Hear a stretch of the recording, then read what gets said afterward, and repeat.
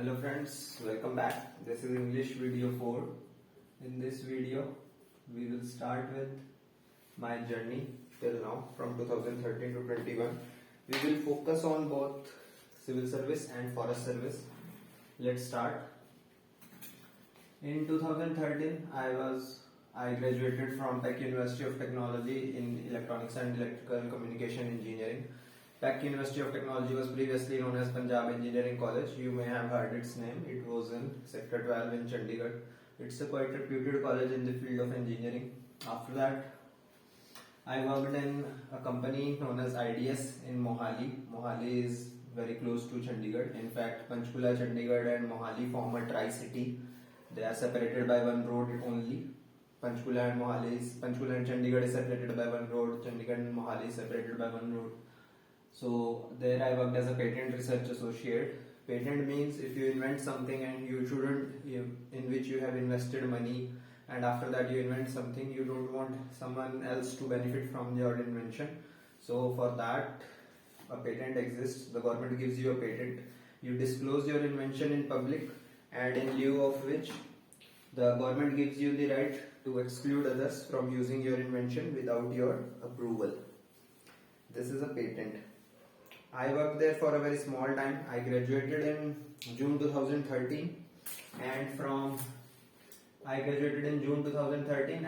June to October I worked there in IDS in Mohali. After that I jumped in the fray for the civil services. So from 2013 October my journey for civil services starts. Then let's move on to 14, 15, 16, 17, 18, 19, 20 and this year 21. So in 2013 I jumped into the fray. I came to Karol Bagh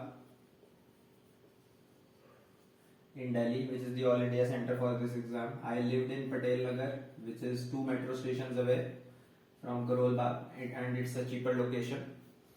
Then I joined a coaching institute known as Vajiram and Ravi. It is in Karol Bagh. There are many other coaching institutes also which you can join. For example, apart from Vajiram and Ravi, there is Shri Ram, Vision IAS, Next IAS, Forum IAS, and so many more which are opening every day. Then the coaching started from October and went on till June 2014. In 2014, I gave my first attempt at prelims. So here let's start. Prelims civil services, prelims forest services. The only forest prelims which I have gave till now was here, first attempt in 2020. Rest I didn't fill the form for both. I only filled for civil service. So this was the first attempt.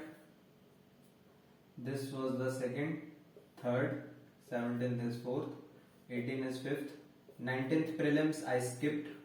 19th prelims I didn't give. 20th, 6th and last attempt, for which now I have gotten an interview call, and in 2021 I have filled the form for Indian Forest Service, because in Forest Service also you get 6 attempts and 32 years of age, and my age is remaining and attempts are remaining, so I can fill it.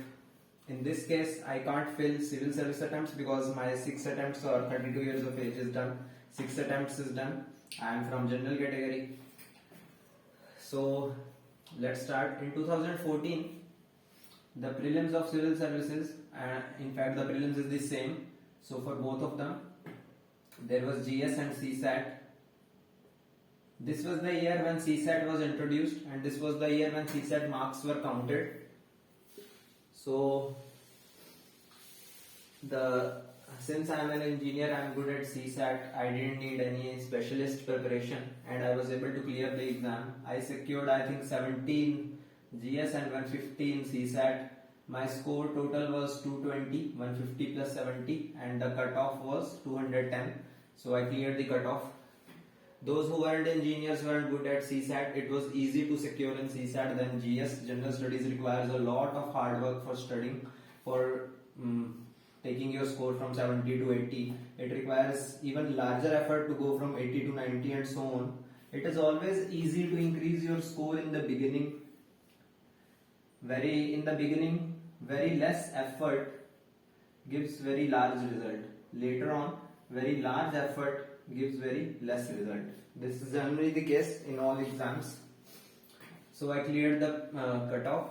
So I wrote mains, the mains of civil service, mains of forest service. Since forest service I hadn't failed, only one was here, so forest service mains I have never written till now.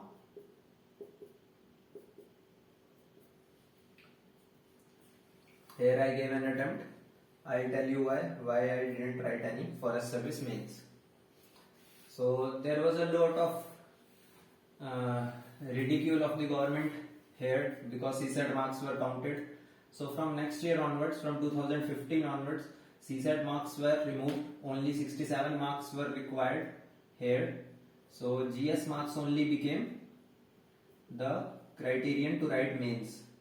So in this attempt, the cutoff was 107.34. My marks were 106.67.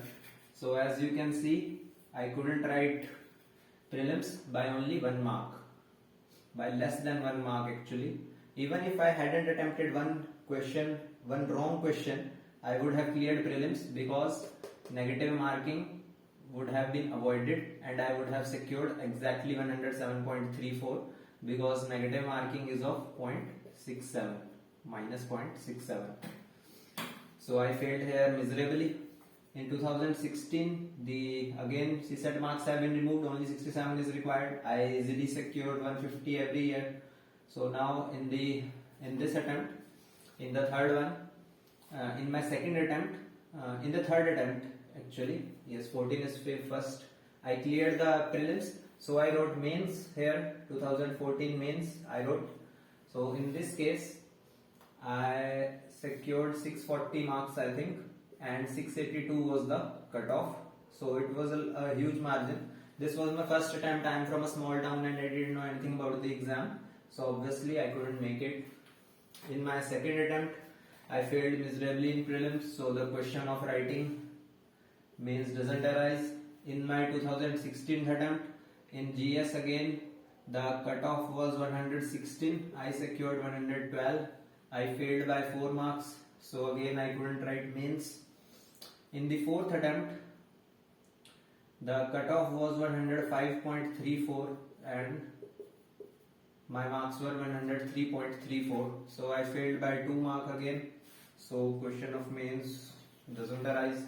In my fifth attempt in 2018, which was a very difficult prelims, I don't know the cutoff, but I secured 122.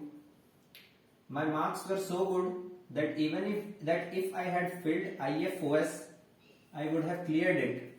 But I only filled the form with civil service, so I only wrote civil service mains. I secured approximately 800 marks. I don't know the cutoff, and I was called for interview also. In interview exam, interview is the first purpose. The first time I gave an interview was here. The interview actually happened in 2019. In 2018, prelims and mains happened. So now 800 marks. I gave my interview. I secured 155 out of 275, thereby totaling approximately 962. The cutoff was 982. I failed by 20 marks. If I would have secured, let's say 20 marks more here, 175 here, I would have made it to the list and I would have gotten at least one service. Obviously, the service at the end or something like that. In 2019, I skipped the prelims because I had already given 5 attempts in 2018. So if I give an attempt in 2019, I would be failing it. I may or may not clear it. Since this prelims happened in June, this mains happened in September, October, this interview happened in 2019 in March, and in that same year, March 2019, I gave the interview for 2018 prelims for 2018 paper, and 2019 prelims I have to write in June 2019. So from March to June I am only getting 3 months to prepare dedicatedly for my prelims, and I only have one attempt left. 5 are gone, so I didn't give this prelims. This has proved to be a good decision till now. Let's see what the final result comes. So the last attempt at civil service prelims was my 2020. This was the first prelims in which I also filled in the prelims form forest service also. When you fill the prelims form, 3 things are asked: whether you want to appear for civil service, whether you want to appear for civil service, or both. This is first thing that is asked. Second thing that is asked is what will be your mains optional. Third thing that is asked is mains center from where you will write the exam. So you should select your optional beforehand. You should select your mains center beforehand, because you have to fill this form in Feb or March. For if prelims is in June, in the Feb of March of that year, you have to tell the UPSC what's your option going to be, whether you will be writing CS or forest service or both. I will tell you in the next video how you can fill the form. I didn't know this, so I filled haphazardly and I couldn't calculate my age, etc, etc, and then from the notification I will tell you exactly how to do this. So now this is what you tell in the prelims form. I didn't write 2019 prelims at all. 2020 I wrote my last attempt at prelims of civil service and my first attempt of prelims at forest service. In this attempt I cleared this cutoff but not this cutoff. I told you that forest cutoff goes like 15 marks higher. So if this cutoff is, let's say, 100, so this cutoff would be 115. So my marks must be near about 107, 8 or anything in between 100 to 115, such that I didn't clear forest prelims and I couldn't write forest mains. And this prelims attempt at civil service allowed me to write mains. This is the attempt last year. This prelims happened on 4th October 2020. This process is still ongoing. This mains happened on 8th to 17th January 2021, 4-5 months ago. Today is 26th of May 2021. So this process is still ongoing. Obviously I couldn't write mains of forest service because I didn't clear the forest cutoff.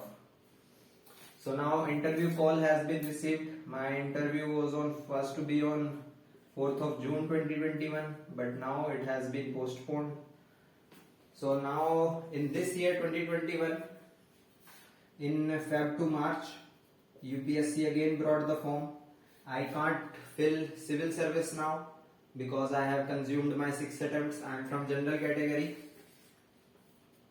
So now I have filled this form with forest service. This is going to be my second attempt. 2022 is going to be my third attempt, and this is going to be my last attempt at any of civil service or forest service, because here I will be completing 32 years of age. How is age calculated? UPSC says that your age shall be determined on 1st of August of that year. What does that mean? UPSC says your age shall be 1st of August of that year. So if you are born on 1st of August, let's say you are born on 1st of August, then in that year you will be coming of age, you will be shifting from 26 to 27 or 27 to 28. So you are unlucky, because if your birthday is on 2nd of August, then in the eyes of UPSC you are 1 year younger. If you shifted to 26 years of age on 2nd of August, UPSC will see how old were you on 1st of August. So if you become here 26 year of age, you celebrate your 26th birthday on 2nd of August. On 1st of August, you will be 25 years and 364 days old. So UPSC will consider you only as 25 years, and by the age of 32, you get one extra attempt by virtue of your age. So if you are born on 2nd of August or later, this is very important. If you are born on 2nd of August or later, consider yourself lucky, you get one extra attempt. If you are born on 1st of August or before that year, consider yourself unlucky, you have lost one attempt by virtue of reaching your age faster. So later I will tell you how to fill the tips and tricks to fill IS form for CSC and IFOS, 6 attempts and 32 years of age, and so on. For example, if I would have calculated this sooner, I could have ensured that after giving my 6 attempts for civil service, I could have given all 6 attempts at forest service also. But no one told me this, so I can only give 3 attempts, and 3 of my forest service attempts would be wasted. I am telling you this so that you don't make this mistake. All the videos till now are to tell you in detail what mistakes not to be made, and these are the most important videos. After that the syllabus will begin. These videos will tell you how to fill the form, how this whole process takes place, what are the rules and regulations. No one told me this and I didn't know, and I don't want this to happen to you. My sole purpose of recording all these videos is to ensure that I may be able to send poor people to the civil services.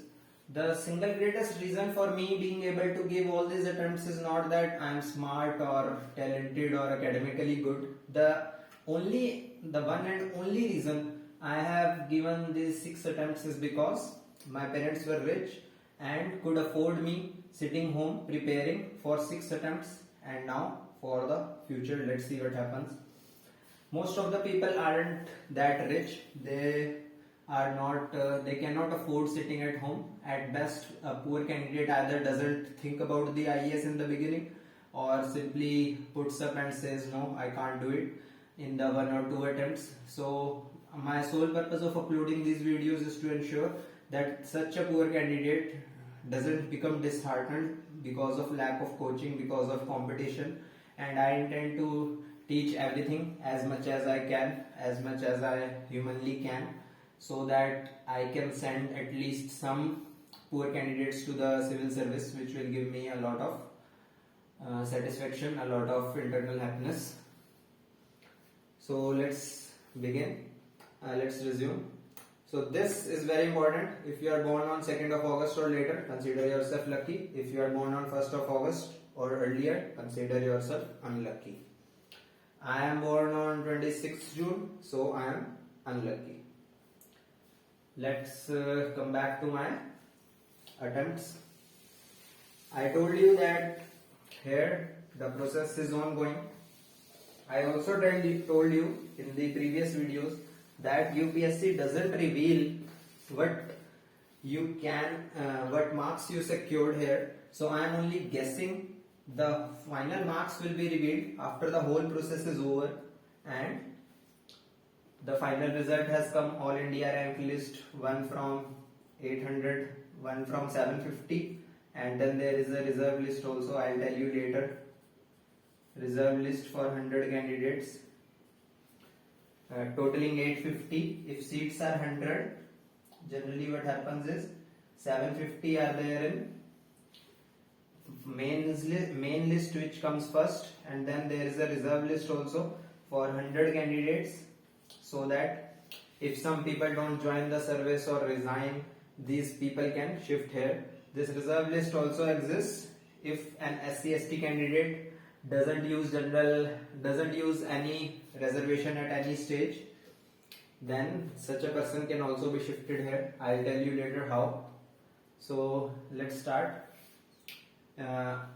In 2020, I have given prelims on 4th of October, and I must have secured marks somewhere between the prelims civil service cutoff and forest service cutoff, because I cleared civil service cutoff but not forest service cutoff. I wrote civil service mains, I couldn't write forest service mains because I didn't clear forest service cutoff. And finally I have been called for interview. Let's see when interview happens. Today is 26th May 2021. UPSC has given a tentative date for the prelims. For 2021 the prelims was going to be on 27th of June 2021. Now UPSC has given a tentative date as 10th of October 2021. So now most probably the prelims is going to happen on 10th of October 2021 if coronavirus doesn't rise by that time again. As of today, as of 26th May 2021, coronavirus is receding, so hopefully prelims will be conducted. Now here is a technicality involved. If interviews don't happen by this time, then the candidates who are becoming IAS in the list, the top people who are becoming IAS in this list, they will appear in the prelims. If I already know that I am making it to the IAS and let's say it's my first attempt, there is a candidate, that candidate is making it to the IAS, it's his fifth attempt, he cannot sit for the paper again, he doesn't want to, so that person won't increase the cutoff and decrease the number of seats available for others. So the interviews must be conducted before the next prelims. Let me explain this again if you didn't understand. UPSC has to conduct prelims here. The interviews must happen before prelim and final result must come before prelims. The reason is that when interview and final result is already there, the candidate knows that that person has made it to the IAS. In that case, that person won't be appearing for prelims. Those who make it to the IAS and IFS cannot give the paper again. Those who make it to the IAS don't want to give the paper again. Those who make it to the IFS may or may not want to give the paper again. In any case, they have to resign. I told you how they should fill the form when they are called for interview, how they should fill DAF 2 service preference. Now if UPSC doesn't conduct interviews before the prelims is to be conducted and final result let's say comes here, let's say after prelims final result comes here, prelims has already happened. So in that case what will happen is those candidates who were making it to the IAS here would have already written prelims in the previous date. They don't know they are going to make it to the IAS. So in that case what will happen is the cutoff will increase. These candidates are already very good at knowledge, at studies, and hence they are going to be making it to the IAS in a few days. So when they appear prelims, most probably all of them will be clearing it. This raises the cutoff, increases cutoff firstly, and secondly it decreases the number of seats. If UPSC is selecting 180 IAS every year, seats will decrease by 180. This also happens for those, let's say a candidate makes it to the IPS, that candidate is also satisfied and doesn't want to give the paper again. So by adding the proportional number of people who decide not to give the paper again because they are satisfied with whatever they have got, the cutoff doesn't increase by that much, the number of seats don't decrease by that much. In fact, the cutoff decreases, number of seats for newcomers increases. Number of seats remain the same, they are not occupied by those who have made it to the IAS and IPS. So for newcomers more seats are available, and in this way hence UPSC must be able to conduct the interviews and give the final result before the prelims. So now UPSC has said that for 2021 prelims will be on 10th of October 2021. So hopefully interviews have to be conducted before 10th of October and the result has to be given before 10th of October, latest by 9th October. So in that case, most probably the interviews will be conducted in August and September. I told you that for 2000 aspirants which have been called, the interview takes approximately 2 months, and the result is declared within 1 week of the last candidate to be interviewed. So if the last candidate is to be interviewed on the last date of September, result generally comes within 1 week of that. So by 7th of October, result will come. If the interviews end sooner, the result may come sooner also. This is my attempt at prelims till now, at mains and interview. I told you all this because I want to let you know what are the mistakes I made. The first mistake I made was I didn't know about the date of birth rule, that from 1st of August attempts are counted.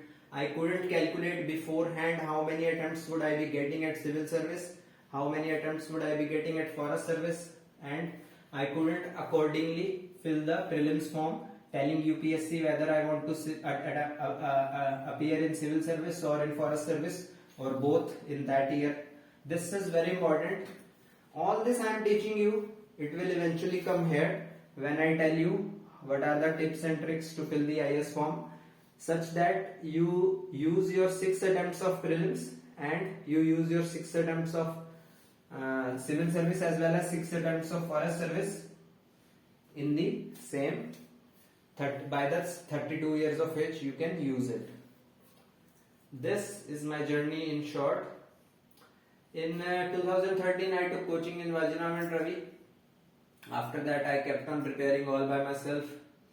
After that the first mains I wrote was here in 2014. I didn't take any coaching and that was a fatal mistake. You should join coaching, you should join test series for mains. And by coaching I mean mains test series. You should join it and then you should appear in the paper. So in this attempt, when I secured 800, much better score than 640, I joined Forum IS mains test series. They have a program known as MGB program. Here I again made a fatal mistake of not taking essay coaching. I'll tell you later why essay coaching is required.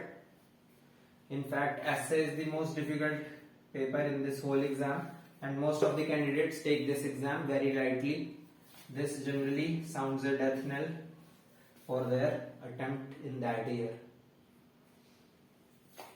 And then for interview preparation, I took coaching at Sankalp, which is considered as the best coaching for interview.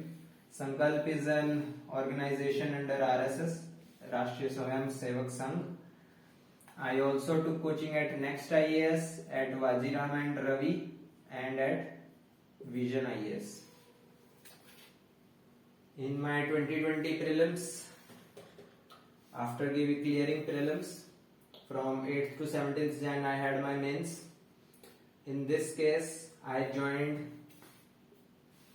again Forum IS program. In this attempt, I wrote essays also, which has worked in my favor, I think. I don't know my marks because, as I told you, marks will be revealed at the end when all the process is over and all India ranks have been declared. And here in for the interview call which I have received on 4th of June, I have joined Sankalp again, then Next IAS again. Next IAS is considered good for engineering graduates because Next IAS is an initiative of Made Easy Group, which is a champion in engineering competitive exams. Then I didn't join Vajiram this time, I joined Vision this time, and I also joined Forum IS this time. So this is the brief detail. Their interviews are ongoing. As and when the interview date comes, whenever UPSC declares it from August to September 2021, as and when these interview dates come, I'll give the mock interviews here. till now I have given one mock interview at FormIS. Rest all I can give when my interview call comes.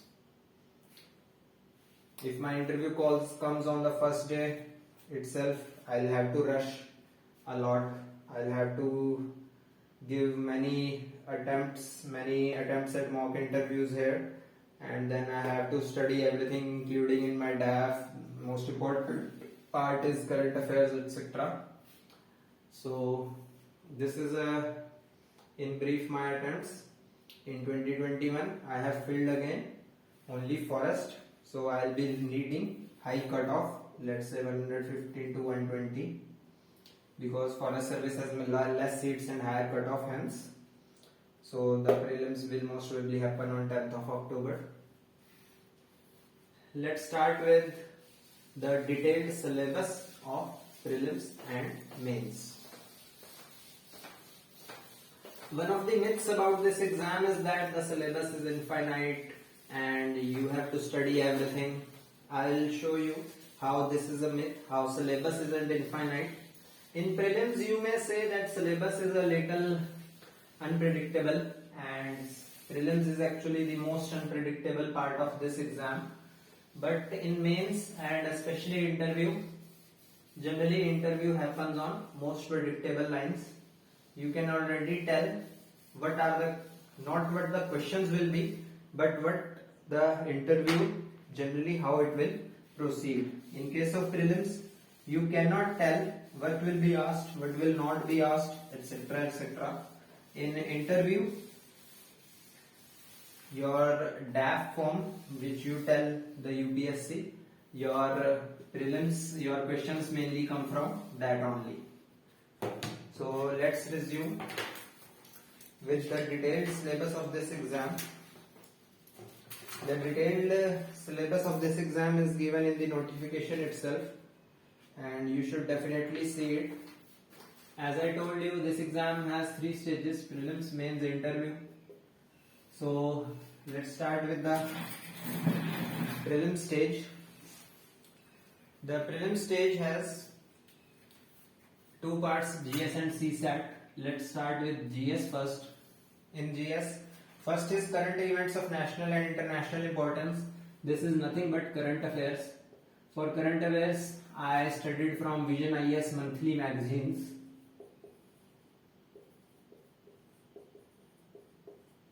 I'll show you later when we will study from them what they look like. Then there is history of India. History of India means ancient, medieval, modern history. Ancient history means the history which starts from the beginning when humans evolved on this earth and ends at approximately 700 AD. Medieval history begins from 700 AD and continues till the coming of Britishers. So till 750 it continues, and modern starts from 1750 when Britishers come to 1950. Since in the syllabus it is written history of India only, so only word is not mentioned, it is written history of India. So post independence, that is 1950 to present, 1950 to 2021 is also to be considered in your syllabus, and this is a part of your exam. And in this there is mentioned history of India, then and Indian national movement. Indian national movement means modern India. This is the focus. British time is the focus because this is the beginning of our modernization, and whatever we have come to possess today, it is because of our revolt against the British. Now next is Indian and world geography. Geography is of 2 types, world and Indian. World includes Indian also, but in Indian we study it in detail. Geography can also be physical and human. In physical geography we study mountains, rivers, plateaus, oceans and ocean surface, ocean deeps.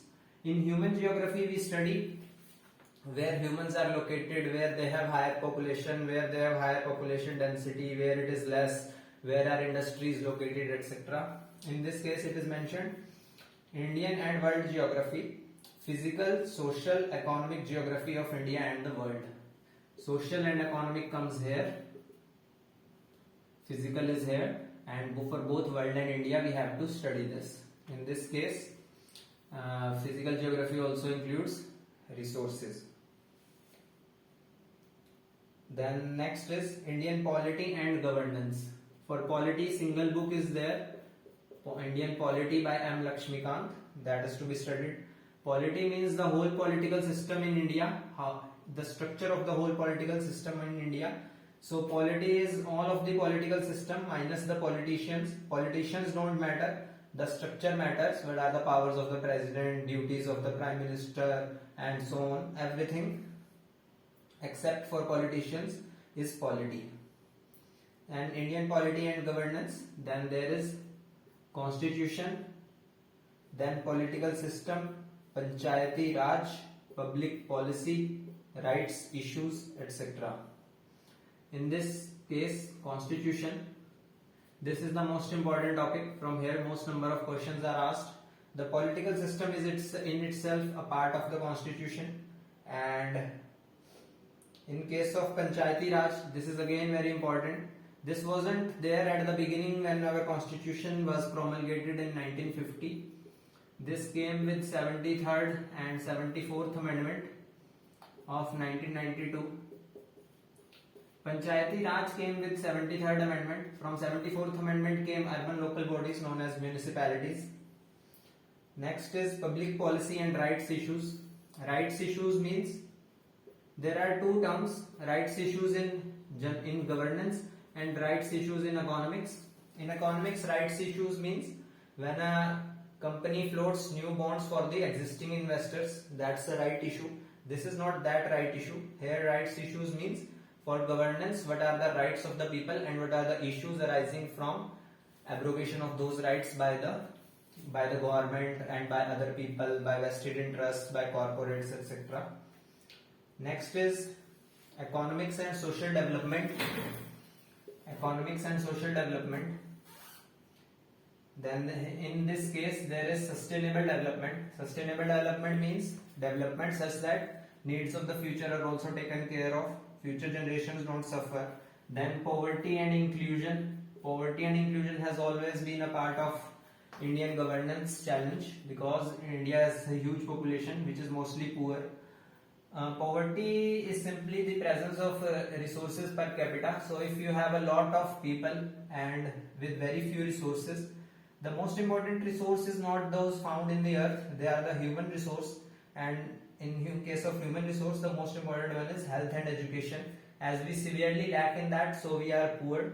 Japan doesn't have any resource at all in its land.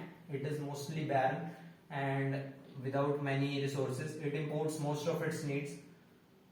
Yet it is one of the most powerful nations in the world. It is one of the most developed simply because it has invested a lot on health and education and on human resource in general. So this is one of the topics in the prelims. Then poverty, inclusion, demographics. Demographics is what is the sex ratio, how many children are there, how many old age people are there. Children plus old age become the dependents and they are dependent on those who are working age people, for example from 15 to 59 years of age. So these questions are asked. Then social sector initiatives. What are the initiatives taken by the government, by the central government, by the state government to influence social sector and help the vulnerable sections like SC, ST, OBC, etc. Now next is general issues on environment, ecology, biodiversity, climate change. These are one topics known as simply environmental studies or simply environment. In this case, general issues are asked. The reason for asking this in the prelims is same for civil service and for forest service. So, if forest service people are to be elected from a paper, that paper must contain something related to forest and environment, ecology, biodiversity and climate change are some of the most important topics for the forest service officers. Then there is last, general science. Science is simply the rational understanding of universe based on experimentation and proof. And science is mostly asked to ensure that the people who are coming to the bureaucracy are futuristic, forward looking, and are not medieval in their approach, aren't superstitious. Let's move on to paper 2, that is the CSAT paper.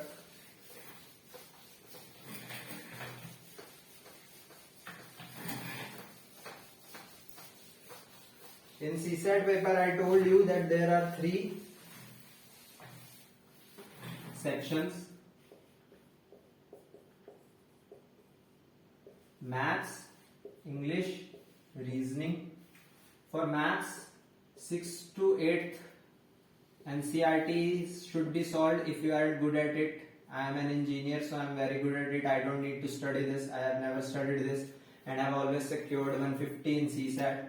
But if you aren't an engineer, you have to study this. So you can think of studying these books.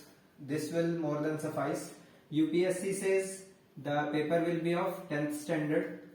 So by solving this, you will easily solve most of the questions.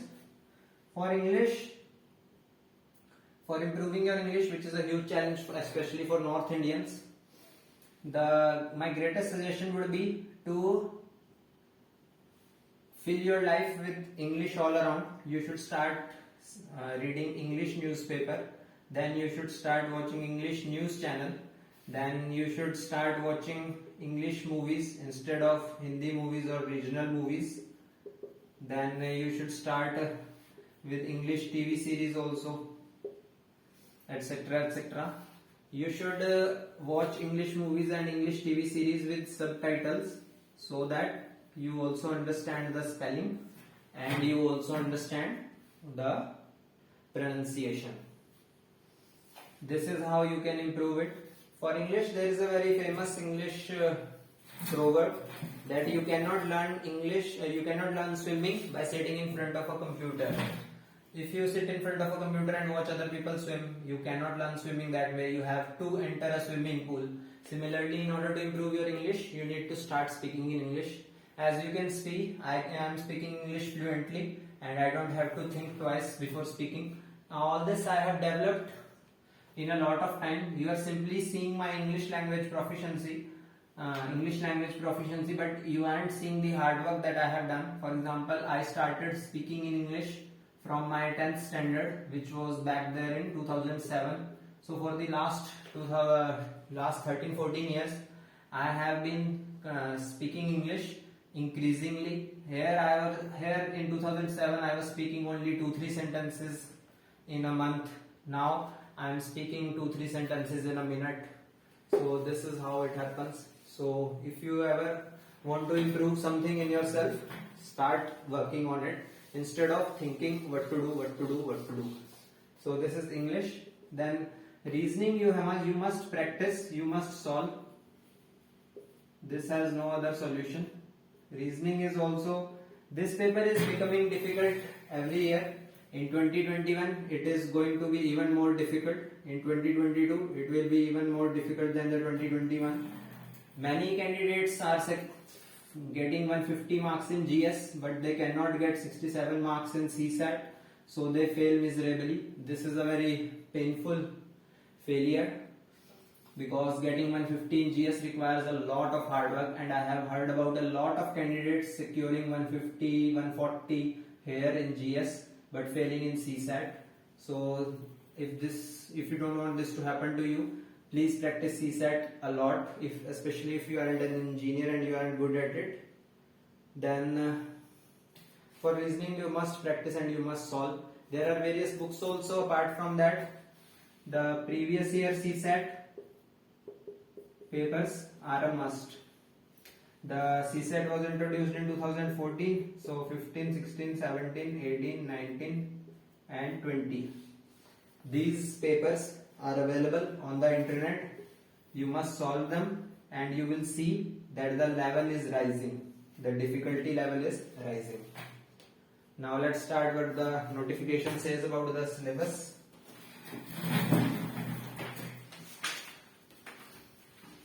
Firstly, it says comprehension. Comprehension is simply English. In case of English, only one type of question is asked. Paragraph is given, and then what is asked is question number first. Which of the following can be inferred from the above passage? 2-3 statements are there. Then 4 options are there. 1 and 2 only, 2 and 3 only, 1 and 3 only, 1, 2 and 3.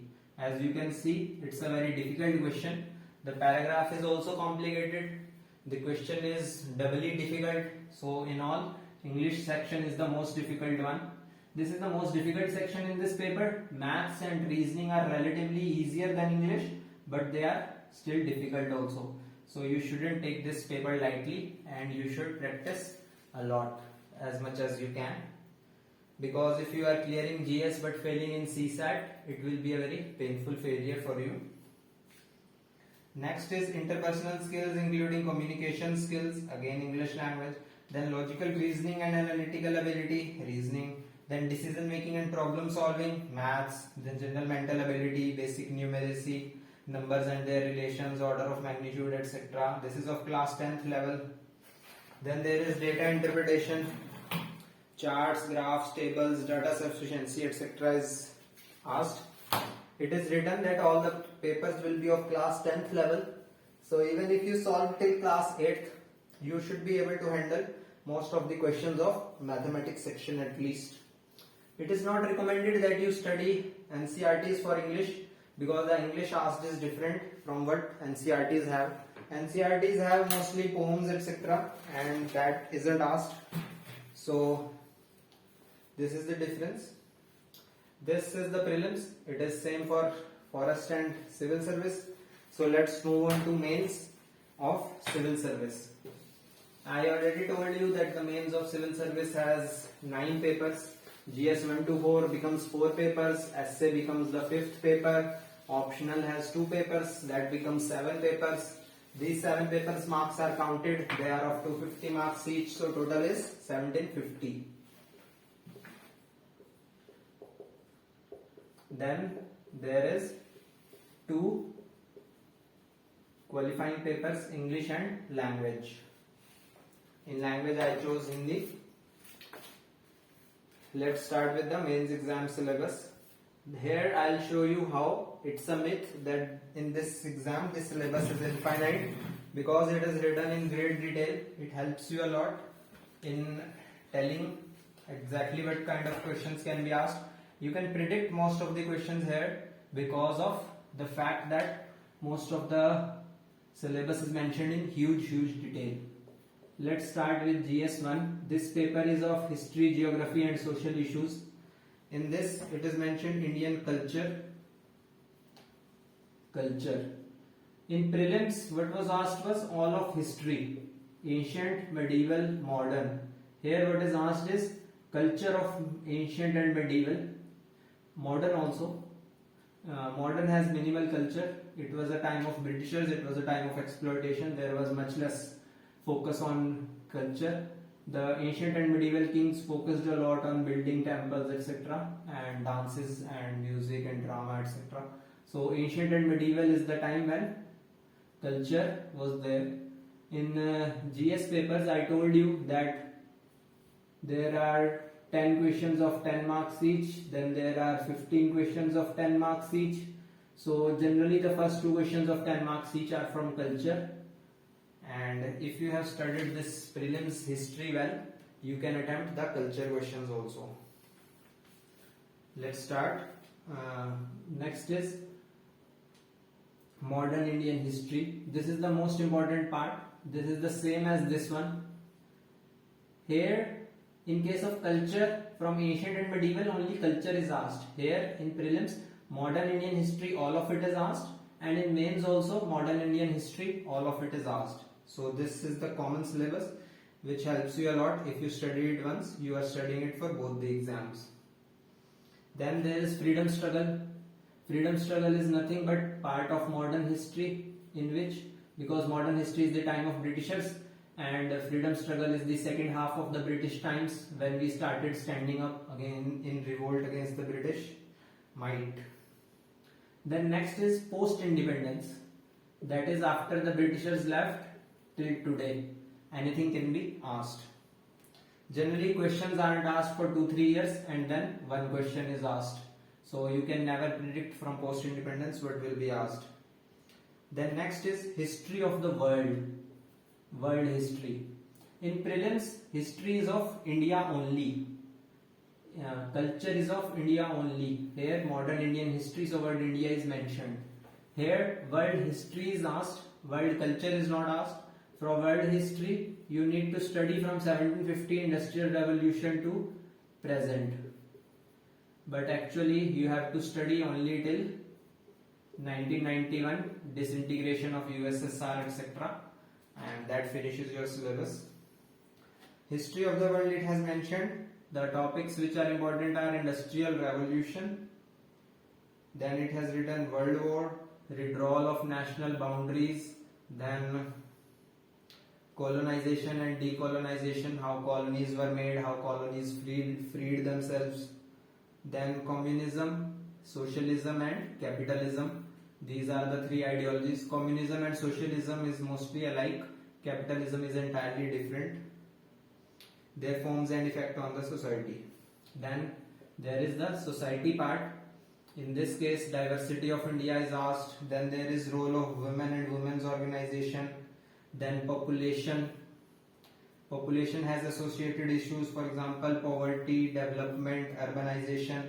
All these things are mentioned. Since all these things are mentioned, if you prepare 1, 2, 3 pages on each of them, if the question comes, you can definitely write better answers than other aspirants and you will definitely be able to secure more marks. So please don't think that this exam has infinite syllabus, especially in case of mains. UPSC has given the syllabus in great detail. So using this, you can easily defeat other candidates who aren't focusing on the syllabus. Let's resume. Their problems and their remedies. Then there is effect of globalization on Indian society. Globalization, most of the lands today aren't secluded. They are trading with each other. For example, I am recording these videos using Poco phone, which is a Chinese company. Most made in China products have flooded the markets of India and US, and this is a huge issue today. So now here, effect of globalization on Indian society is asked. So that person may ask, what is the effect of globalization on SCs? What is the effect of globalization on old age? What is the effect of globalization on children? As you can see, these questions look simple but can be very difficult to answer, and if they are 10 marks you can handle them, but if they are 15 mark questions, 3 pages are to be filled and you may be devoid of ideas to write there and you don't have time to think much in mains. It is a cutthroat competition exam in which you have to keep on writing, you have to do the thinking in between the writing. So if you already prepare effect of globalization on various sections of society, this question is done, you can easily handle it. Next is social empowerment. How various sections can be socially empowered. Women are a weaker section, so are SCs, STs, OBCs and EWS and so on. How can they be empowered? Then there are some issues in our society. For example, first is communalism. Communalism means disputes on the basis of religion. So Hindus and Muslims are fighting, Muslims and Sikhs are fighting, Hindus and Sikhs are fighting. This is communalism and questions can be asked. Then there is regionalism. Regionalism means a person starts thinking that his or her region, that is town, state, town, city, state matters more than India. For example, Haryana government recently brought an act which says 75% jobs are to be reserved for Haryana local youth. So now this is nothing but regionalism, because Haryana government is prioritizing its youth over youth from outside, which is wrong, and this type of policies should be shunned.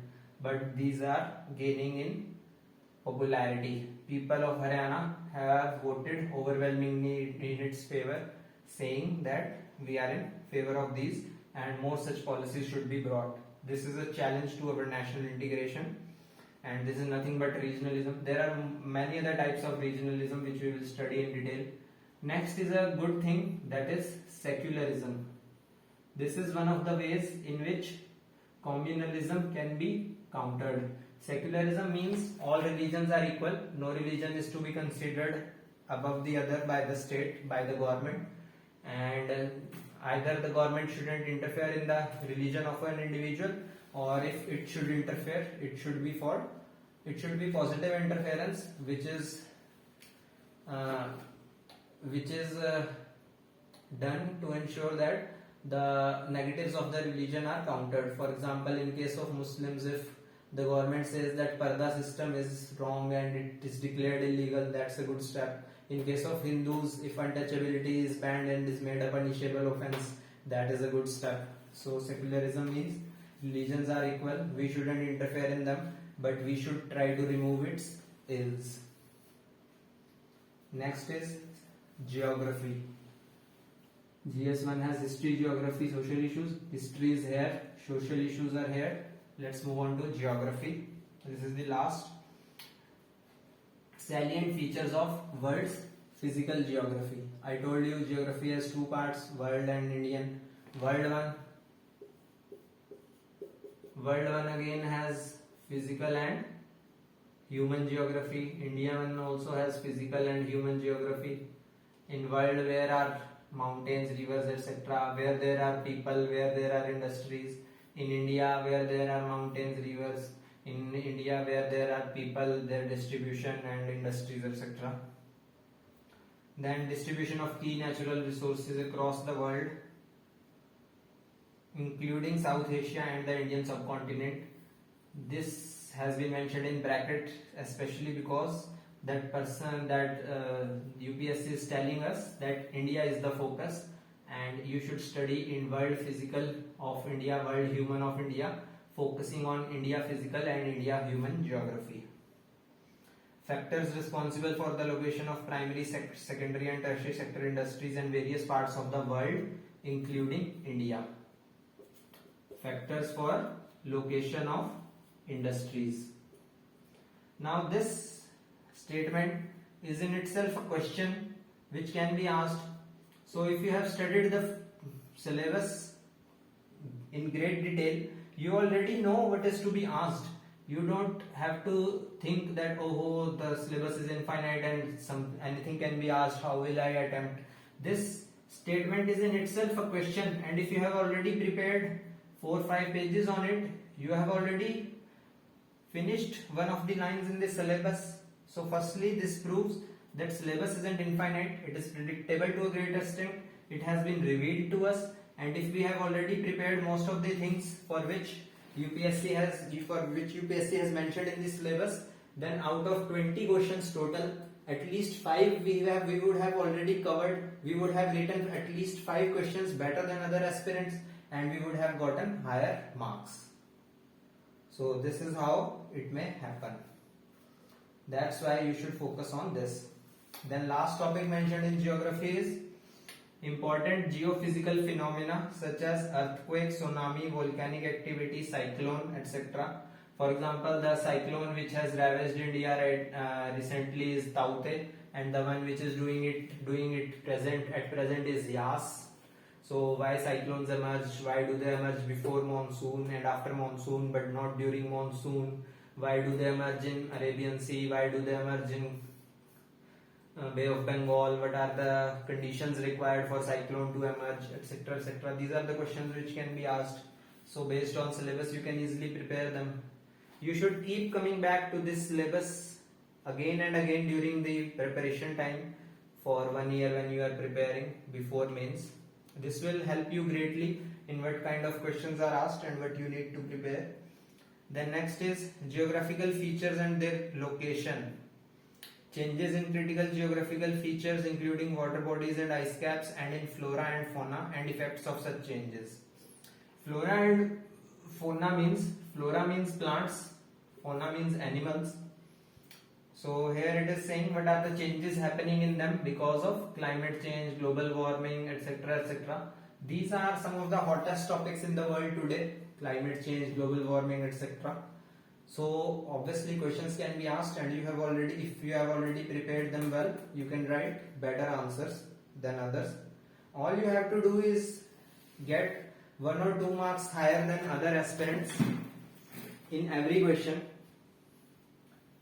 The marks awarded by an examiner varies this way.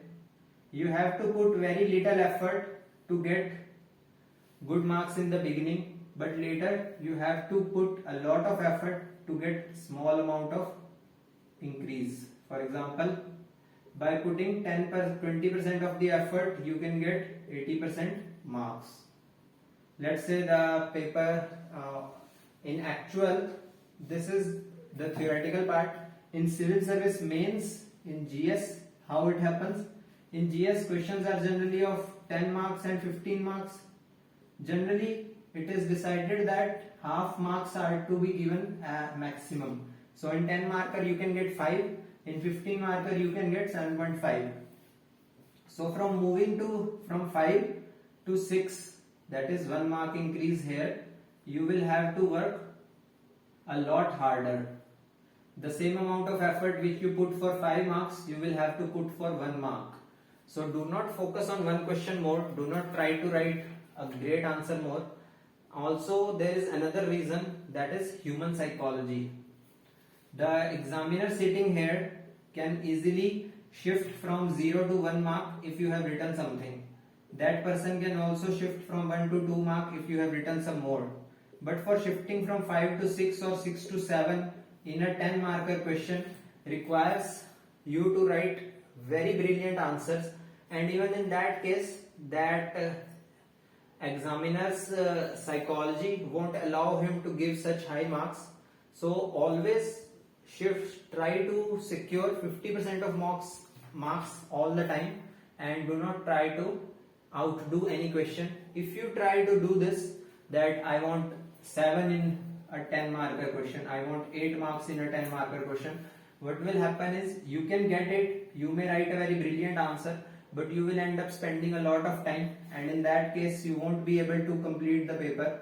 One of the 15 marker will be lost, 7.5 marks are definitely gone, and by getting 3 marks extra here, you have lost 7.5 marks here, and then in total you are at a loss of 4.5 marks.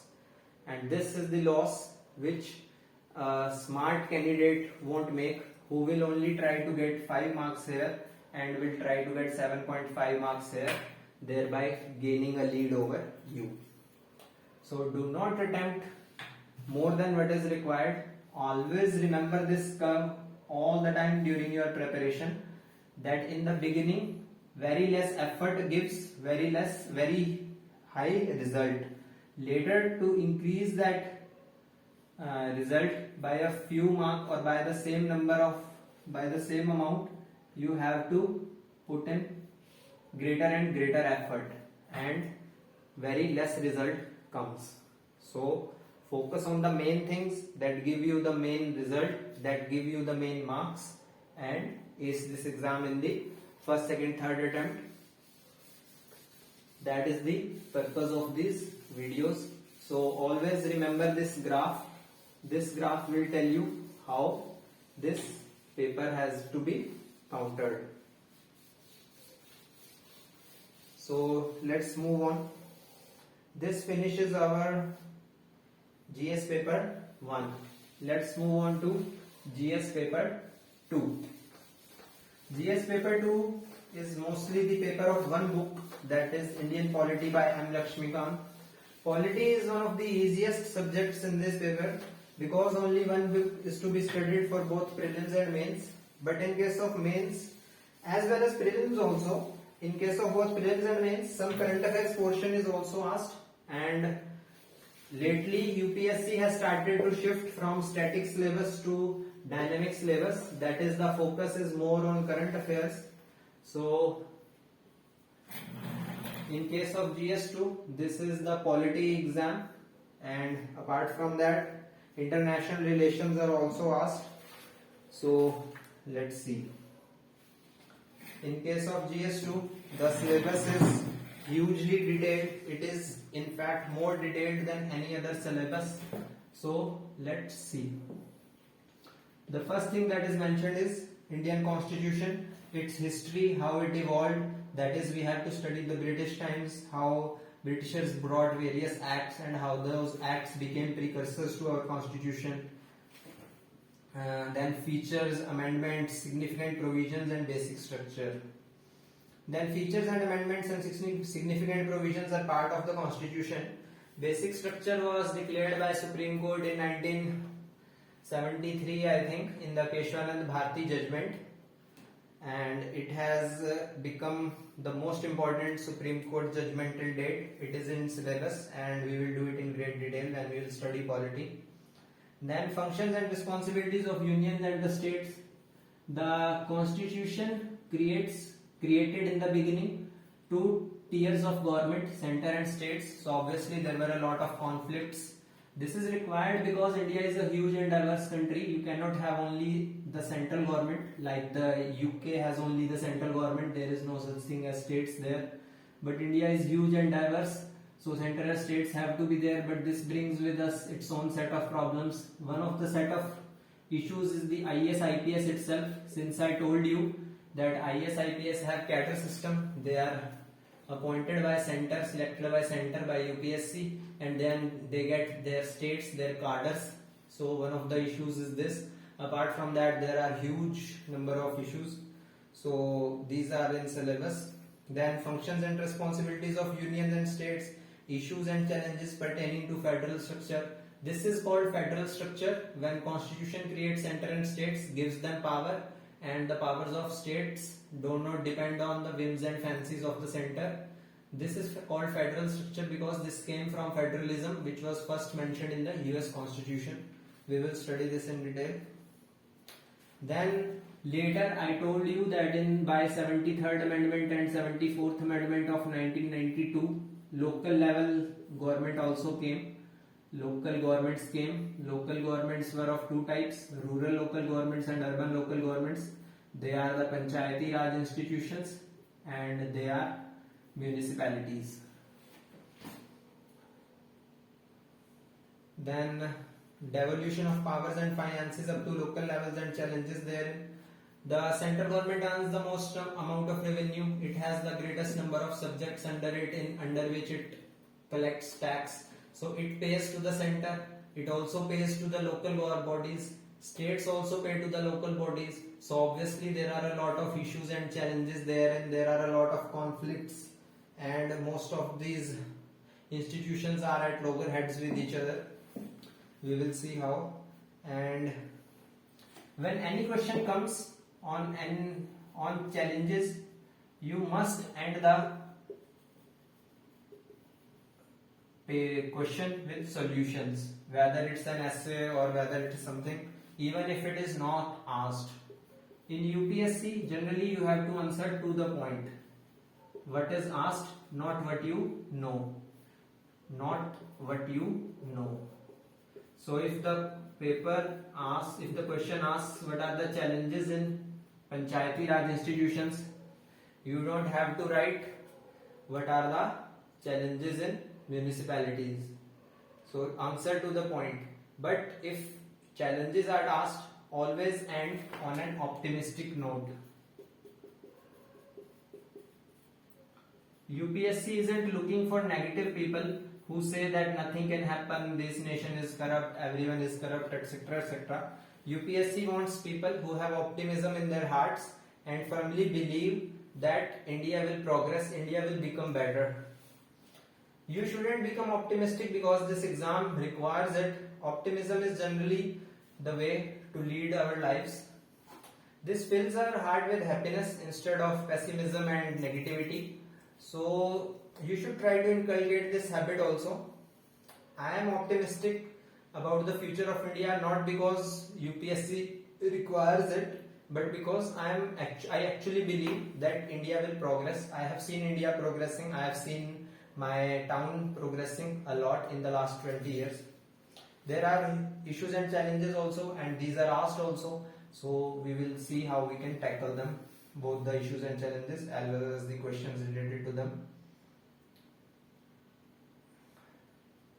So now there is separation of powers between them. Each of them has its own set of powers, its duties and obligations. So obviously challenges come therein. So dispute resolution, how those disputes are resolved, this is asked.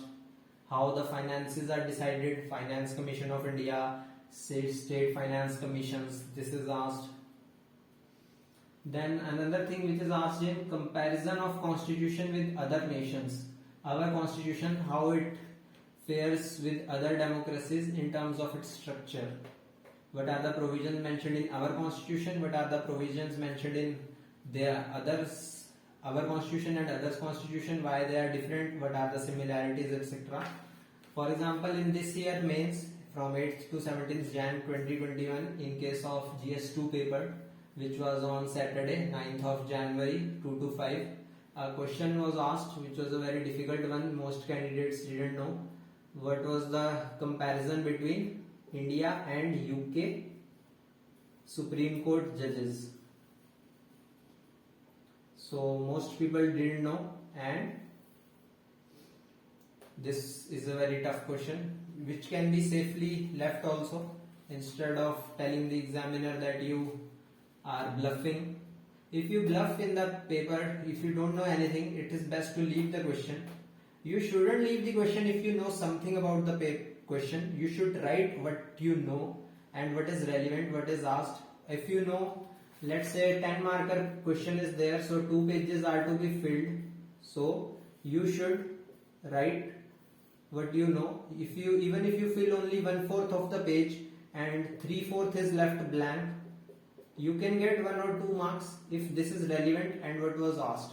So you should write it, but if you don't know anything, it is best to leave the whole question blank. If you start bluffing and writing something which is not relevant at all, which is not asked, or which can be outright wrong also, if you write something which is wrong also, this tells the examiner that you aren't a serious aspirant and your marks in rest of the questions can be deducted. So do not bluff, write what you know or what is relevant, what touches the heart of the question, and if you do not know anything, leave the question. It is okay to leave the question if you are a serious aspirant. If you don't know, rest assured that you are a serious aspirant, so others don't know also. Others must not be knowing also. Always remember this. Now there is center and state. So there at the center for lawmaking there is parliament, and here there are state legislatures. Their structure, functions and conflicts etc. are again asked. All this is under constitution till now. Then structure, organization and functioning of the executive and the judiciary. Executive means the one who executes, one who does the work. Judiciary means the one who adjudicates, that is decides on disputes. So in here comes the Prime Minister and the Chief Ministers, in here comes the Supreme Court, High Court etc. So ministries and departments of governments, pressure groups, formal and informal associations.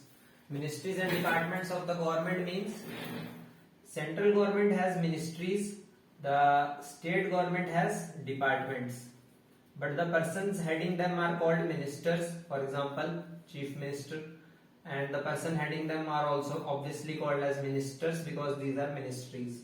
State governments have only departments, not ministries. Let's resume. Then there are pressure groups. Pressure groups are the organizations which influence the government to get the policy in their favor. For example, in case of farmers, there is Bharatiya Kisan Union. In case of industrialists, there is FICCI, there is NASCOM for service sector industry, etc. etc. These are all pressure groups. How they influence the government, how they change the policy in their favor, this is asked. Formal and informal association, these are all formal associations, they are registered. The informal association can be the farmers sitting on the Delhi border protesting against the farm laws. So this is one of the informal association, and it can, as you can see, it can have a great influence on the government.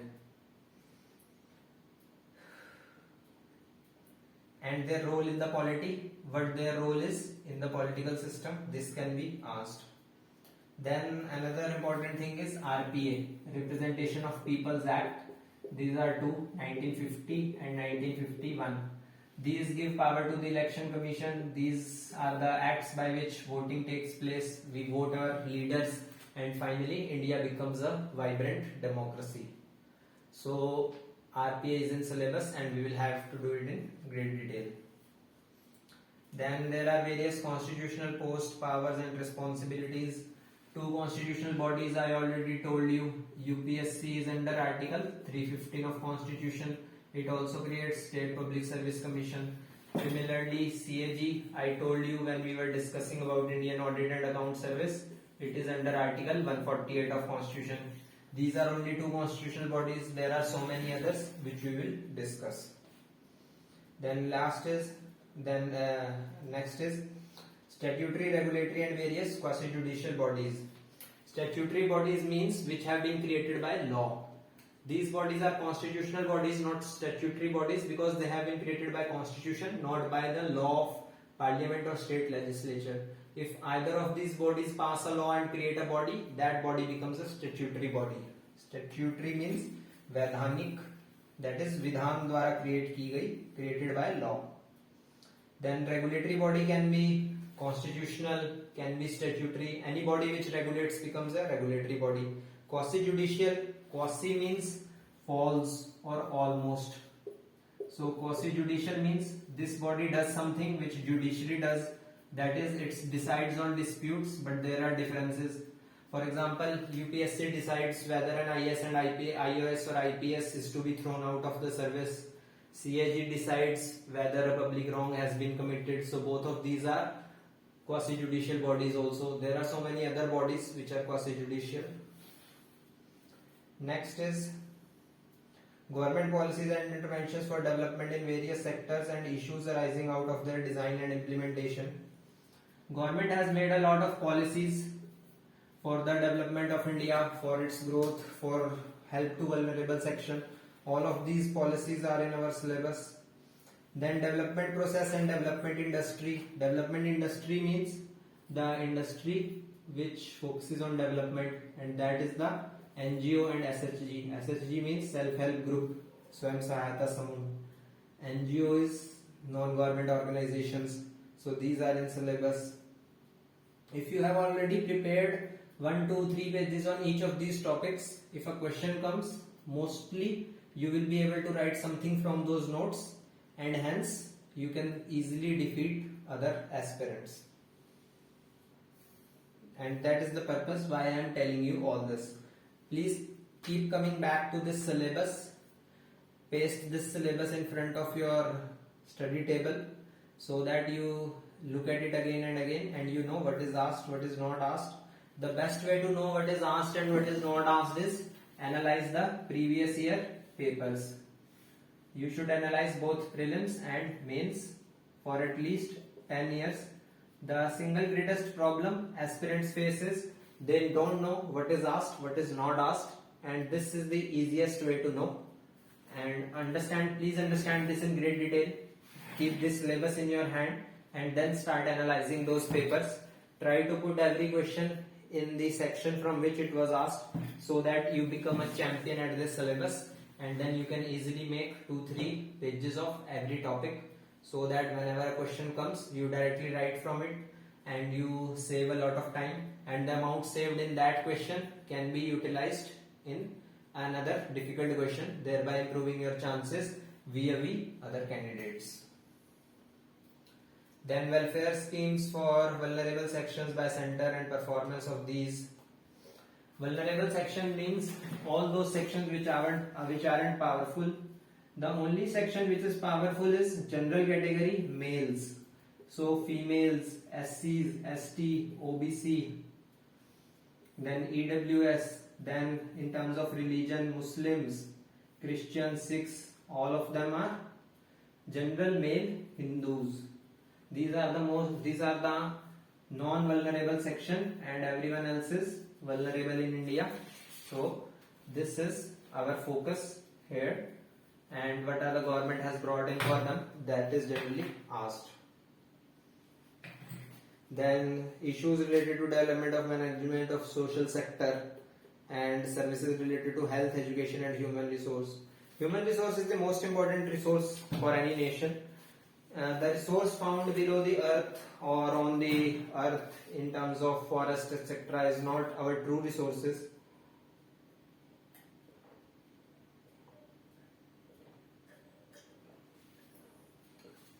Even if a country doesn't have many resources under its earth, it can still be developed. For example, Japan has almost nothing in its below its earth, but it is greatly developed because of focus on health and education of its people. So health and education are always hot topics. Then issues related to poverty and hunger, these are positively correlated with population. Next is governance, transparency and accountability. Transparency is the single greatest weapon against corruption. Lack of transparency is the single greatest asset towards corruption.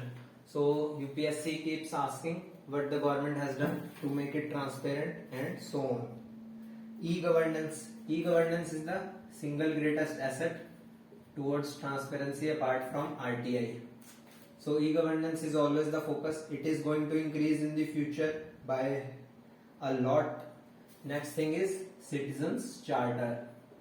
Citizens Charter. In case of Citizens Charter, only 4-5 questions are probable. Can be asked only 4-5 questions. What is the Citizen Charter? How they are made? What are the problems and issues? What is a good quality? What are the characteristics of a good Citizen Charter? How would you design a Citizen Charter if you are the DM, etc., etc. So if you have already prepared these 4-5 questions, nothing else can be asked in Citizen Charter. This is how Citizen Charter begins and ends. So once you have already prepared this, your exam is at least out of 20 questions which are asked, 5 questions will be prepared and you can write them quickly without thinking, faster, in a better method, giving it proper shape, making diagram, table, etc., whatever, and the time you saved here can be utilized in the rest 15 difficult questions, thereby creating a difference of at least 1 mark in every question vis-a-vis other candidates, and finally making it to the merit list and getting an interview call, etc. So now next is role of civil services in a democracy. What is the role of IAS in India? What is the role of IPS in India? This is a question. This is again a very good question. Some people may think that their role is limited. Some people may also think that their role is negative. Please stay optimistic. Don't become very negative in this exam. Stay away from people who breed negativity around them. This may show in your answers even if you don't want it to. So what is the role of IAS and IPS? People may have their own views. There are 5-10 points. Whatever you think will be present in one of those 5-6 points which are mentioned in the standard answer to this question. So if you have already prepared this question, role of civil services in a democracy, if it is asked, you are in a better position to write better answer in lesser time. Then India and its neighborhood relations. Our relations matter with our neighborhood the greatest and the powerful nations the most. Our neighborhood means it is important even in case of India, Bhutan, although Bhutan is a very small country with minimal population and less human development, but still it is our neighbor and hence very important. The powerful nations which matter are Canada, US, then Brazil, then UK, Germany, France, Russia, China especially. Then in case of neighborhood, Pakistan is the most important one. So these things are asked. Then there are global groupings and agreements. For example, India is a member of SAARC, SAARC. This stands for South Asian Association for Regional Cooperation. Then there are others like BIMSTEC also. Then there are United Nations and so many other regional groupings, SCO. United Nations is actually a global grouping.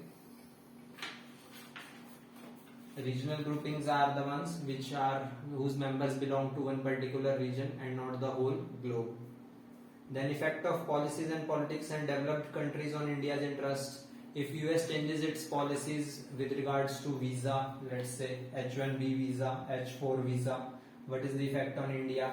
Then Indian diaspora. We have the second largest population in the world after China, but we have the greatest number of people living abroad. The people living abroad of a nation become its diaspora. So its interests are our interests. Even though some of them may have left Indian citizenship, some of them may still be Indian citizens. But even those who have left Indian citizenship are important because they are our citizens. They were our citizens in the past, and they keep coming back to India. They may be sending remittance to India, and even if they aren't doing anything like that, we should be connected to them because humans have a value in themselves, and they aren't just a means to an end. Our diaspora isn't a means to our development. They are an end in themselves. They matter because they were once ours. Then important international institutions like United Nations, World Bank, IMF, etc. These institutions matter a lot and their policies influence us greatly. So this is also asked. So as you can see, GS2 has been given in great detail. Most of the questions have already been told to you, and if you study them properly, you will be able to make it. Let's shift to GS3. The GS3 paper is the most varied. In this GS2, it was mostly linked to constitution, polity and political systems around the world and our international relations. In GS3, there are a variety of topics which have little linkage among themselves. So let's see what is there in GS3.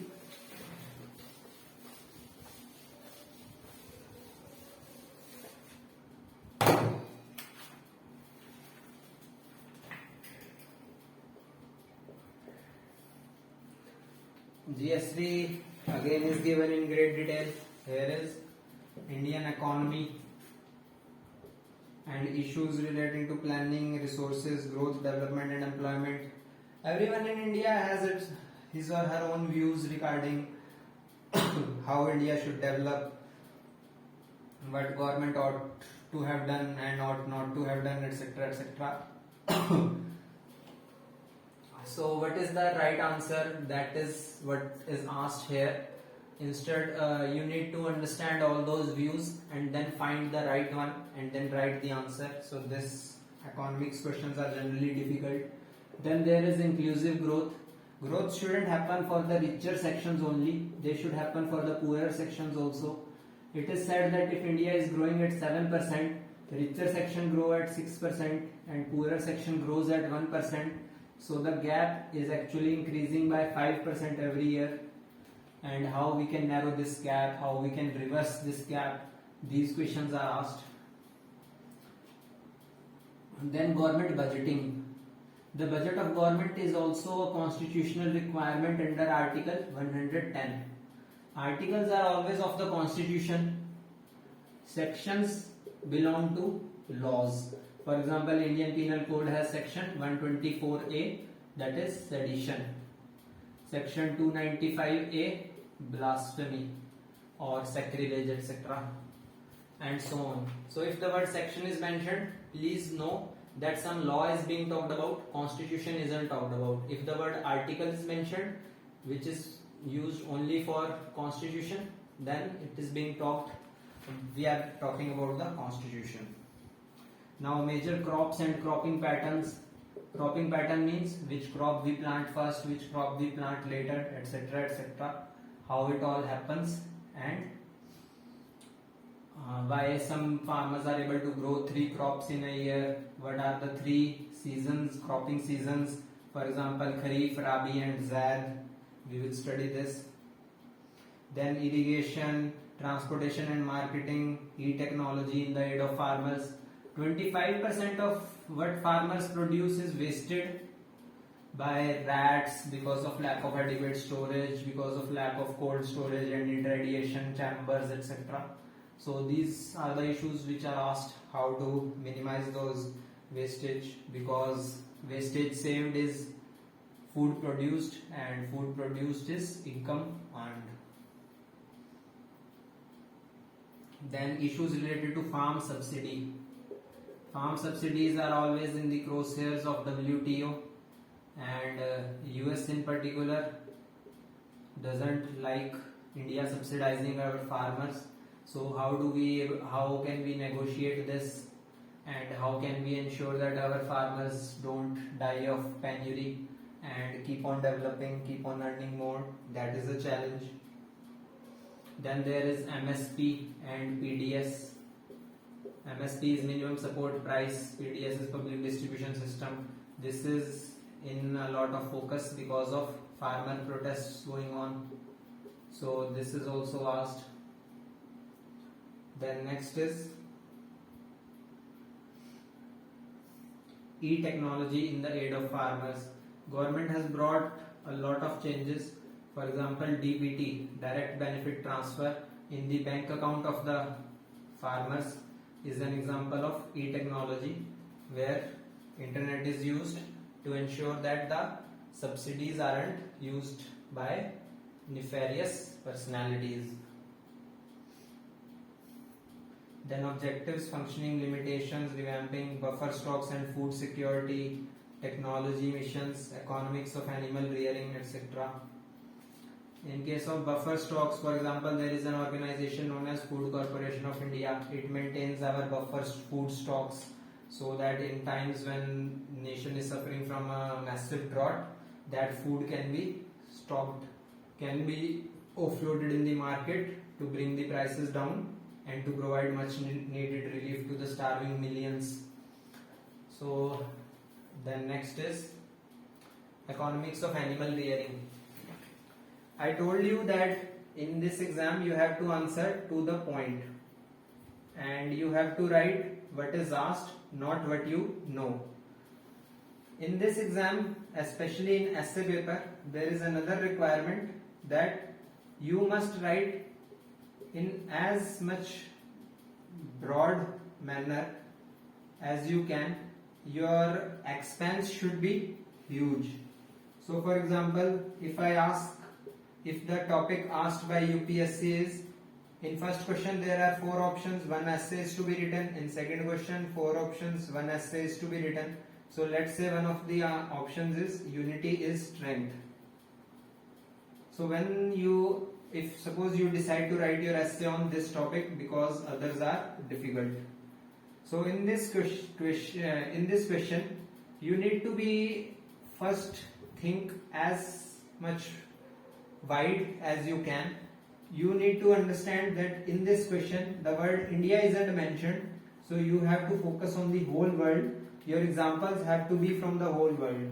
If you only write about India, your marks are to be deducted. A person who writes examples of both, focusing on India, will get higher marks. The greatest thing that matters in essay paper is what is the expense of your essay, how much broad it is. The more you limit your essay, the more you limit your marks.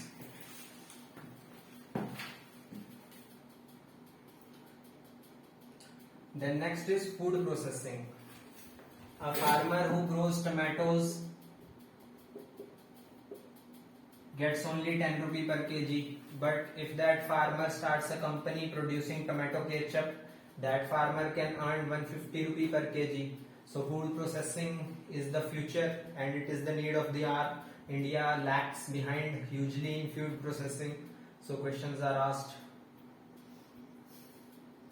Then supply chain management in food processing, from growing of tomato to cleaning of tomato to crushing of tomato to manufacturing of tomato ketchup to buying tomato ketchup bottle to packaging it and to marketing it. This is the whole supply chain from making tomato to providing us tomato ketchup, and this is also known as from farm to fork. Fork is what we use to eat. So from farm to how food comes to our plate, this is the whole supply chain, also called as from farm to fork.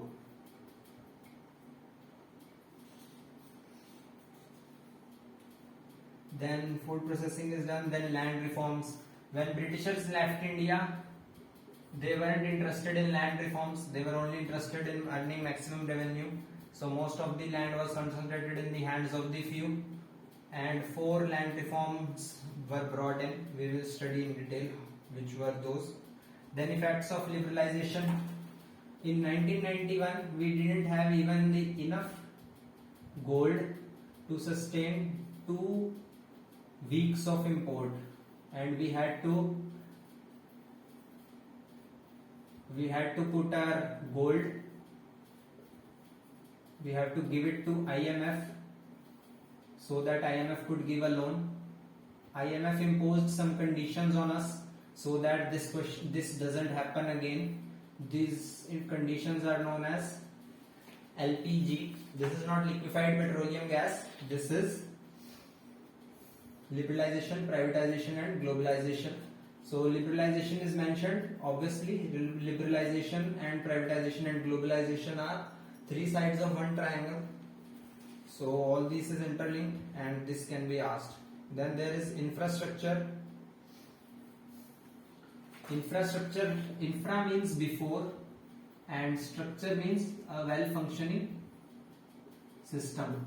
So for example, if the city is the well-functioning system, before you have a well-functioning city, you need some infrastructure. That is, before the city comes into being, you need roads, you need railways, you need electricity, water supply, sewerage management, schools, hospitals. All this comes in infrastructure, and this is the stepping stone to growth and development. And this requires huge funding also, which is one of the most important challenge herein. So this is generally asked. Then there are investment models. Since huge amount of funding is asked and government doesn't have the funding, so PPP model is there, public-private partnership model. In case of public-private partnership model, how the relationship is there between public and private. Public means government and private is individuals. So it can be BOT, build, operate, transfer, EPC, engineering, procurement, construction, HAM, hybrid annuity model. Then there are many other build, operate, own, transfer, etc. etc. Then next is science and tech. Science and tech has always been a challenge for Indian government because we aren't very good in scientific research. So in order to give it a jump start, the bureaucrats must know a lot about science and tech. Also, this ensures that that the superstitious bureaucrats aren't selected, and this in itself has the huge opportunity to further our growth and development. Science and tech is the only source of new variation in our life, in our living. Although we can keep on importing the science and technology of foreign lands, but it keeps us a laggard, and if they stop giving us, we could be in deep trouble. So we should have huge amount of independence in scientific publications and furthering next level scientific research. So science and tech is asked. Then there are achievements of Indians in science and technology, indigenization of technology and developing new technology. What we have done, what Indians have achieved, how we can make futuristic technology. Right now we are working on the technologies which developed countries have invented, and this is rightly so also. We are not in a position to compete, but shortly we will be. The population of developed countries is stagnating. They don't want to produce children because rearing children is expensive in their countries. So our population is growing, and with population comes demand, and with demand comes growth. So our future is much more bright as compared to theirs, and this is one of the reasons why US wants our help in defeating China, because only we can counter China using our huge demand and supply market. Next is awareness in the field of again science and tech. The topics are information technology, space, computers, robotics, nanotechnology, biotechnology, and the new ones are big data, then 5G and blockchain, Bitcoin, etc. etc. These are the things which are asked. If you have already prepared a note on biotechnology, you don't have to think in the paper what is there in biotechnology, what can I write, what can I not write, and you may end up using a lot of time to write this single question, because a question on biotechnology can be very difficult to answer, especially if it is asked what has India achieved in the field of biotechnology. So you should have already prepared these, and you should have already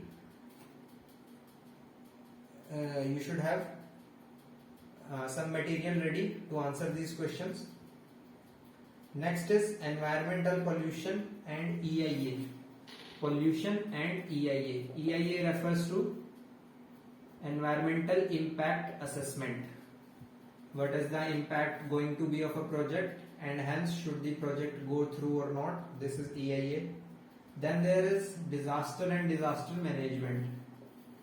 This is the topic on which various governments since independence in India have focused the least, but thankfully it is changing now. We are focusing on disaster management, and hence this is asked. Then linkages between development and spread of extremism. There are coal reserves in central India, and central India has extremism like Maoism, Naxalism, left-wing extremism. This is one and the same thing. So what are the linkages? Why, when they should be the most developed, they are the most backward? So these are the questions that are asked. Then role of external state and non-state actors in creating challenges to internal security. External actors means arising outside India. State actors means countries acting against India's interests, for example Pakistan and China. Non-state actors means citizens within the countries. The countries are in favor of India and we have friendly relations with them, but some of their citizens are enemies. For example, in Canada there are Khalistanis who want to create a new Punjab as a country. Then there is challenges to internal security through communication network, cyber security, money laundering, social networking, and fake news, etc. Cyber security is growing to become one of the greatest challenges for India in the future because of our legacy computer systems, which are old and cannot readily stand up to Chinese cyber incursions. So this is asked. Then there is security challenges and management in border areas. For example, again let's say a question comes, our border challenges. This is the essay on which you have to write. So now again the same thing applies. You need to be as broad as possible and your expense has to be huge. You need to think as much as you can. In this case it is written our border challenges, so only India is to be written. No challenge of any other country with respect to its border is to be written. But if you focus only on land, because land isn't mentioned, then you stand to lose. You should also write on coastal border which we share with Sri Lanka and Maldives. So that's how, if a candidate focuses on both coastal border as well as land border, that person will get higher marks than you. So in essay, be as broad as possible, but as stick to the point. If our is written, stick only to India, but if border word is mentioned, land and coastal is not mentioned, so you have to be as broad as possible also. This is the single greatest thing which is checked in your essay.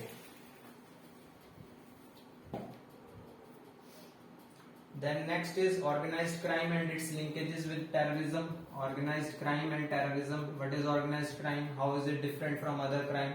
If I murder someone, how is it different from organized murders? And how do they help terrorists? How do terrorists in turn help them? How is there an organic synergy between them? This is what is asked. Next is various security forces and agencies and their mandate. The various security forces like NIA, CBI, Intelligence Bureau, RAW, Directorate of Revenue Intelligence, Directorate of GST Intelligence, Enforcement Directorate. These are some of the agencies working in India for our security. So there is focus on them. What is their mandate? What are their powers? What are their duties and obligations? There are some conflicts also. For example, for some things we don't know which agency is responsible, which one is not responsible, and so on. So now let's shift to the last topic for today, which is GS4 syllabus, that is the ethics paper syllabus. The essay syllabus is general. You need to study. When we study about this paper in general, we are all the time studying about essay, and anything we study in GS can be written in essay paper.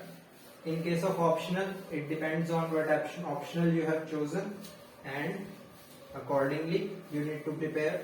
The notification mentions in great detail the syllabus of the optionals. So in the same form as the mains syllabus mentioned in great detail, you can focus on optional syllabus also. For example, my optional is anthropology, and if you prepare anthropology word by word, if you take anthropology as an optional, you stand to gain high marks. If you leave any topic, it can be asked. It was asked. In my case also, I hadn't prepared all the topics when I told you about my journey from in 2018 when I wrote the mains in 2018. In anthropology, some questions were asked which were there in the syllabus, but I hadn't prepared. So this also became one of the reasons of my failure. Let's start from this paper. This is GS4 Ethics, Integrity and Aptitude. This is the name of the exam. This has been newly inducted, and the various subtopics mentioned are ethics, then there is attitude, then there is aptitude, then there is emotional intelligence, then moral thinkers and philosophers, then public/civil service values, then probity in governance, last is case study. Ethics, integrity and aptitude is the paper. Here ethics and human interface, ethics in human dimensions, in private and public relationships, etc. are there. Here it is also there, lessons from the life of great reformers, thinkers, which is again here moral thinkers and philosophers. So in this exam, the best book is by Chronicle IAS. The name of the book is Lexicon for Ethics, Integrity and Aptitude by Neeraj Kumar, I think. You need to buy that book. It is the best one. Others are either too detailed or too general or not exam specific. So for ethics, we need to study from there. For example, a question may come, what is the difference between ethics and morality? And if I tell you to answer this question in your mind when you are listening to me in this video, if you think about the differences between ethics and morality in general, you won't be able to answer. It's a very difficult question for a layman, for a layperson, and hence this kind of question is asked. Again, the difference can be asked between attitude and aptitude. Again, this is a difficult question. Then difference between emotional intelligence and IQ, intelligence quotient, can be asked. This is again a difficult question. So in this exam also, candidates tend not to study this. They think that this exam is a matter of luck or faith, but this is not so. If you read the syllabus in detail, everything is mentioned, and if you prepare every single topic and 2-3 pages on every topic, you will be able to tackle at least half of the questions, which are generally direct. Then next is attitude. What is it? What is the difference between attitude and other facets of ethics? Then there is aptitude and foundational values for civil services. what should a civil servant basically have in terms of positive qualities? It is again itself mentioned here that integrity, impartiality, non-partisanship, objectivity, dedication to public service, empathy, tolerance, compassion towards weaker section has to be there. So if you prepare already 1 or 2 pages on them, if you know the difference between impartiality and non-partisanship, already you have prepared a question. So in this case you can easily tackle this paper. Then there is emotional intelligence. This is hugely important and can be written anywhere, especially in essay paper. Then contribution of moral thinkers and philosophers from India and the world. From India can be Gandhi ji, Lord Buddha, then there is Mr. Nehru, then Sardar Vallabhbhai Patel, then Jyotiba Phule, etc., etc., all those reformers. Then there was Bhakti saints also and Sufi saints also. These can be written here. These can be asked. From the world, there could be Abraham Lincoln, Confucius, Socrates, Plato, Aristotle, etc. Then public/civil service values in administration. How ethics can be used in administration. Since UPSC is selecting administrators, how you can help in public administration. This is written in again great detail. You should take a look at it. You should take a deep look at it. And when you study it, the moment you are starting any subject, let's say ethics, you are starting to study, the first thing you need to study is the syllabus and not the book. Don't start with the book, start with the syllabus first. You should know exactly which topic is asked, where it is mentioned, and what I am reading right now, where it will go in my answer if a question comes. Then probity in governance. What is probity? What is the difference between accountability, transparency and probity, and so on. Then concept of public service, governance, information sharing. Then again RTI is there. Then what is the difference between code of conduct and code of ethics? If I ask you right now, those who are watching my video, to think of differences between code of conduct and code of ethics, if you start thinking, you will come to the conclusion that this is a different question to answer without specialized study. So in this case, as you can see, this is not a very general exam and some study is definitely required. Those who go to attempt this paper without any study, thinking this is a very general paper and we can handle the questions, generally tend not to secure very high marks. Then citizen charter again comes here. It was there in paper 2 also. So if you already prepare 5 questions there, it is again exactly the same here. The chances are that if citizen charter question doesn't come there, it may come here.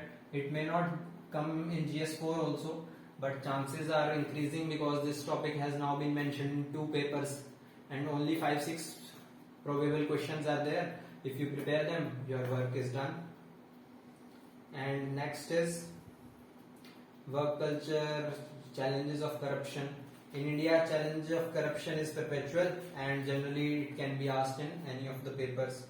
Then case study. In case studies generally of 3 types. For example, you are the DM, there is an industry which is creating pollution. The residents are protesting and saying that industry is to be closed down. The people who work there are saying our jobs will be lost. You are the DM, what would you do? Next is you are the secretary. A file has come to you and there are some issues in the file. You think that some corruption has happened. What would you do? There is pressure on you, etc. Then you are a general citizen and people are migrating. This was the question in this year ethics paper GS4 from 8th to 17th Jan 2021 when mains happened. GS4 happened on 10th Jan 2 to 5 and this was one of the question that people are migrating, what would you do? So in this case you are generally made something and then a question is put to you. This is the most difficult question. These case studies are the most difficult questions in all of the IS exam. Most people do not know, even I don't know till now exactly what is to be done, how they are to be tackled. There is huge variation in everyone's answers, and this is one of the most subjective part of this exam, and it is hence the most difficult. No one truly knows what is to be written. The UPSC doesn't give any model answer to any question. Those model answers are only shared with the examiners who check the papers, so we never come to know. But institutes have designed their own answers, so we can take a hint from that. This brings us to the end of our detailed prelims and main syllabus. I have shared this with you in great detail because another mistake I committed in my 6 attempts was not knowing that this syllabus is there in so much detail, and most of the questions asked in mains are already mentioned here as a one topic, as one word, as 2 words, for example citizen charter, etc.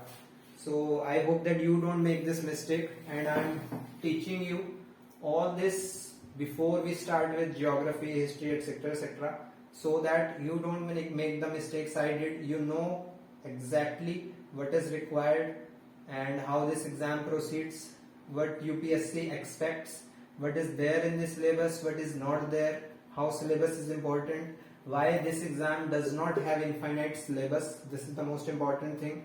And my greatest intention is that poor people who generally either do not prepare for this exam or who do not make it to the paper because they can only give 1 or 2 attempts, they can also reach the civil services, which could be their dream also. So in my 6 attempts which I shared with you, my journey which I shared with you about from 2013 till now, till 2021, I wasn't able to give those exams because I am smart or rich, because I am smart or academically proficient, etc. The simple enough reason for me to be able to give those 6 attempts is that my parents were rich and could afford me sitting at home preparing. For most of the poor aspirants, this wasn't true. They lost the battle even before it began. So I am hoping that through these videos I could reach some of them and I could help them in conquering this exam, which is incorrectly referred to as the most difficult exam in the world. It is not difficult per se. If you start from the basics, you start from the notification, you read the syllabus in detail, you focus and you control your mind, you concentrate well, you do not let your mind drift towards undesirable things, and videos and English movies and English TV series are important for improving your English, but you should be the one controlling the internet and not the other way around. For example, I am uploading this video on YouTube. When this video ends, you may start watching YouTube and start losing your precious time, and you may start wasting your attempt also. So I hope this doesn't happen.